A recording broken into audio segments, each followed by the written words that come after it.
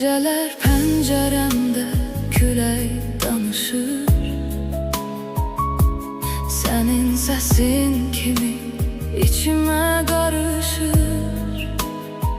Sessizliğe sarıldım, yoksan yanımda. Kölgen belə qalmayıb bu otağımda. Ürəyim yorulub səni gözləməkdən, xatirələr keçmir heç nə demədən. Hər şey yarım qalıb sən gedəndən bəri. Mən itirdim özümü, sən oldun dərin. Dön desəm eşidərsənmi? İkilisən, adımı yenə deyərsənmi? Bu qaranlıqda bir işıq ol, gəl məni yenidən tap. Sənsiz keçən zaman məni alır yaman. Ürəyimdə qalan tək sənsən hər an. Gecələr ağlayır, adını çağırır.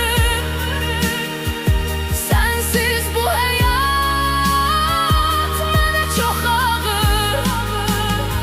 Sənsiz keçən zaman donub qalan bir an.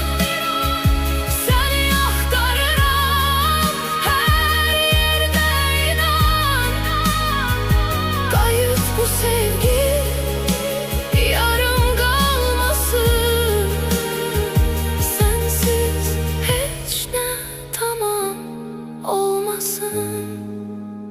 Bir mahnı çalır, səni xatırladır. Hər notasında ürəyim parçalanır. Sənli xəyallar indi uzaq bir yol.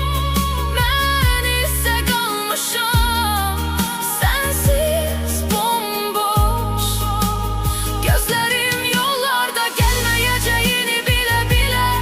Yenə də ümid edirəm gecə ilə. Bir səs, bir iz, bir nəfəs yetər. Qayıt desəm bəlkə möcüzə edər.